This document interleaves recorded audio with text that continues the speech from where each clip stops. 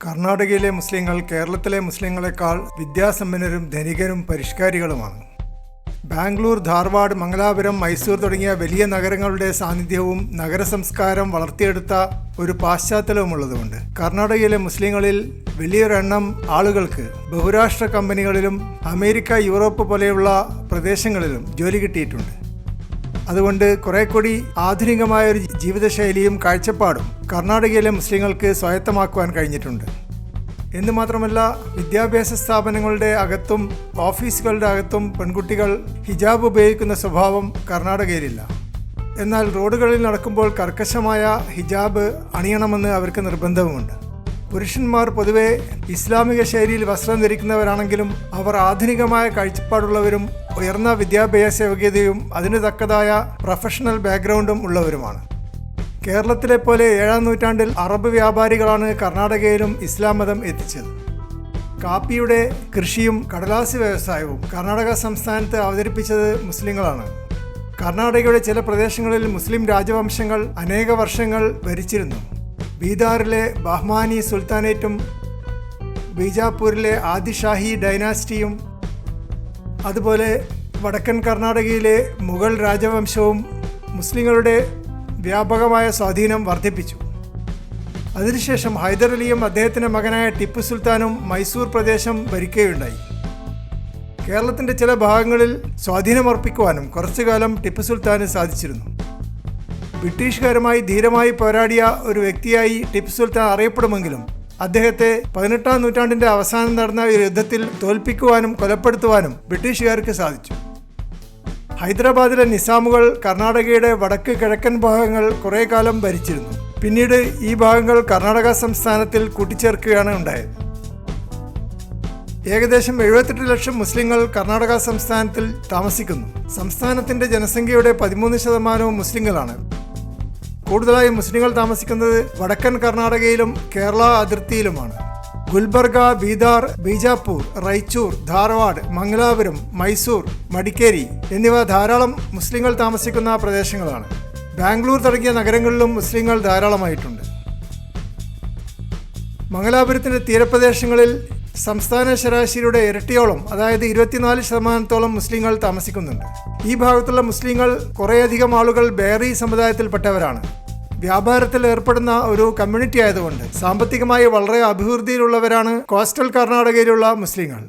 അവരിൽ ധാരാളം ആളുകൾ ഗൾഫ് രാജ്യങ്ങളിൽ ജോലി ചെയ്യുന്നുമുണ്ട്. വലിയ വലിയ ആശുപത്രികളും വിദ്യാഭ്യാസ സ്ഥാപനങ്ങളും ഷോപ്പിംഗ് മാളുകളും ഉണ്ടാക്കിയെടുത്തിട്ടുള്ളത് മുസ്ലിം വിഭാഗത്തിൽ നിന്ന് വരുന്നവരാണ്. കേരളത്തിൽ മുസ്ലിങ്ങളും ഹിന്ദുക്കളും ഒരേ ഭാഷയാണ് സംസാരിക്കുന്നത്. എന്നാൽ കർണാടകത്തിൽ ഹിന്ദുക്കൾ കന്നഡ ഭാഷയും മുസ്ലിങ്ങൾ ഉറുദു, ബേറി തുടങ്ങിയ ഭാഷകളുമാണ് സംസാരിക്കുന്നത്. മുസ്ലിങ്ങളും ഹിന്ദുക്കളും താമസിക്കുന്നതും വ്യത്യസ്തമായ പ്രദേശങ്ങളിലാണ്. ഓരോ നഗരത്തിലും മുസ്ലിം ക്വാർട്ടർ എന്ന പേരിൽ അറിയപ്പെടുന്ന ഒരു പ്രത്യേക പ്രദേശം മാർക്ക് ചെയ്ത് മുസ്ലിങ്ങൾക്ക് ഹൗസിംഗ് കോളനിയാക്കി നിശ്ചയിച്ചിട്ടുണ്ട്. എങ്കിലും കൂടുതൽ വിദ്യാസമ്പന്നരായ മുസ്ലിങ്ങൾ ഇത്തരം മുസ്ലിം ക്വാർട്ടറുകളിൽ താമസിക്കുന്നതിന് പകരം ഹിന്ദുക്കളുടെ മധ്യത്തിലാണ് താമസിക്കാൻ ഇഷ്ടപ്പെടുന്നത്. കന്നഡ ഭാഷയ്ക്കും ഉറുദുവിനും ബേറിക്കും പുറമെ മലയാള ഭാഷ സംസാരിക്കുന്ന മുസ്ലിങ്ങൾ ധാരാളമായി മംഗലാപുരം, ബാംഗ്ലൂർ, മൈസൂർ തുടങ്ങിയ നഗരങ്ങളിൽ താമസിക്കുന്നു. തലമുറകളായി കർണാടകയിൽ താമസിക്കുന്ന ഈ കേരള മുസ്ലിങ്ങൾ കർണാടക സംസ്ഥാനത്തിലെ സംസ്കാരവും ജീവിതശൈലിയുമായി ഇഴുകിച്ചേർന്നിട്ടുണ്ട്. കേരളത്തിൽ വല്ലപ്പോഴും പോകുന്ന ഒരു ബന്ധം മാത്രമേ അവർക്കുള്ളൂ. കേരളത്തിൽ കൂടുതൽ ആളുകളും ഗവൺമെൻറ് സ്ഥാപനങ്ങളിൽ പഠിക്കുന്നത് കൊണ്ട് വിദ്യാഭ്യാസപരമായി പിന്നോക്കം പോയി. എന്നാൽ കർണാടകയിലെ മുസ്ലിങ്ങൾ സ്വകാര്യ വിദ്യാഭ്യാസ സ്ഥാപനങ്ങളിലാണ് കൂടുതലായും ചേരുന്നത്. അതുകൊണ്ട് അവർക്ക് ഉയർന്ന വിദ്യാഭ്യാസ നിലവാരമുണ്ട്. അമേരിക്കയിലും യൂറോപ്പിലും കർണാടക മുസ്ലിങ്ങൾക്ക് എളുപ്പത്തിൽ ജോലി കിട്ടുന്നത് അവരുടെ സ്വകാര്യ വിദ്യാഭ്യാസ പശ്ചാത്തലം ഉള്ളതുകൊണ്ടാണ്. ബാംഗ്ലൂരിലെ അസിം പ്രേംജി യൂണിവേഴ്സിറ്റി പോലെയുള്ള മുസ്ലിം സർവകലാശാലകൾ അന്തർദേശീയ നിലവാരം പുലർത്തുന്നുമുണ്ട്. 2 വർഷം മുമ്പ് കർണാടകയിലെ വിദ്യാഭ്യാസ സ്ഥാപനങ്ങളിൽ ഹിജാബ് അണിഞ്ഞ് വിദ്യാർത്ഥിനികൾ പ്രവേശിക്കുന്നത് തടഞ്ഞുകൊണ്ട് ഗവൺമെൻറ് ഉത്തരവിറക്കി. പിന്നീട് ഹൈക്കോടതി ഈ ഉത്തരവിനെ സപ്പോർട്ട് ചെയ്യുകയും ചെയ്തു. എങ്കിലും നിയമസഭാ തെരഞ്ഞെടുപ്പിൽ വമ്പിച്ച തിരിച്ചടിക്ക് ഇത് കാരണമാവുകയും അധികാരത്തിൽ വന്ന കോൺഗ്രസ് ഗവൺമെൻറ് ഹിജാബ് നിരോധനം എടുത്തുകളയുകയും ചെയ്തു.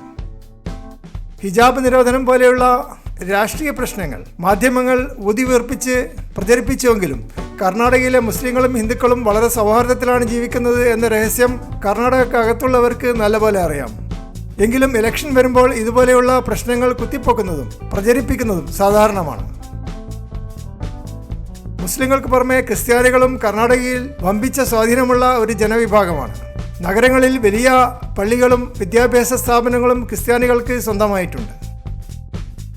അതുപോലെ ഹിന്ദുക്കളിൽ ബ്രാഹ്മിൺ സമുദായക്കാർ എണ്ണത്തിൽ കുറവാണെങ്കിലും കൂടുതൽ ഭൂസ്വത്തുക്കളും ബിസിനസ്സുകളും ബ്രാഹ്മിൺ സമുദായത്തിൻ്റെ കൈക്കലാണുള്ളത്. അതുപോലെ വടക്കൻ കർണാടകയിലെ ലിംഗായത്ത് സമുദായവും തെക്കൻ സമുദായത്തിലെ ഒക്കലിംഗ ഗൗഡ സമുദായവും രാഷ്ട്രീയത്തിലും മറ്റ് മേഖലകളിലും വമ്പിച്ച സ്വാധീനം ചെലുത്തുന്നുണ്ട്. പട്ടികജാതി വിഭാഗത്തിൽപ്പെട്ടവർ സംഘടിച്ച് ഒരു വൻ ശക്തിയായി മാറിയിട്ടുള്ളതും കർണാടകത്തിൻ്റെ ഒരു പ്രത്യേകതയാണ്. അതുപോലെ OBC വിഭാഗത്തിൽപ്പെട്ട കുറുബ സമുദായം വമ്പിച്ച രാഷ്ട്രീയ സ്വാധീനമുള്ളവരും മുഖ്യമന്ത്രി സിദ്ധരാമയ്യെ പോലെയുള്ള നേതാക്കന്മാരുടെ ജാതിയുമാണ്. ഇത്തരത്തിൽ പ്രബലരായ 5 വിഭാഗങ്ങൾ തമ്മിലുള്ള കിടമത്സരത്തിലാണ് കർണാടകയിലെ രാഷ്ട്രീയ സമവാക്യങ്ങൾ നിശ്ചയിക്കപ്പെടുന്നത്. ബ്രാഹ്മിൺ സമുദായവും ലിംഗായത്ത് സമുദായവും ഗൗഡ സമുദായവും കുറുബ സമുദായവും മുസ്ലിം സമുദായവും എടുക്കുന്ന നിലപാടുകൾ കർണാടകയിലെ തെരഞ്ഞെടുപ്പുകളെയും രാഷ്ട്രീയ വിജയങ്ങളെയും കാര്യമായി സ്വാധീനിക്കുന്നു.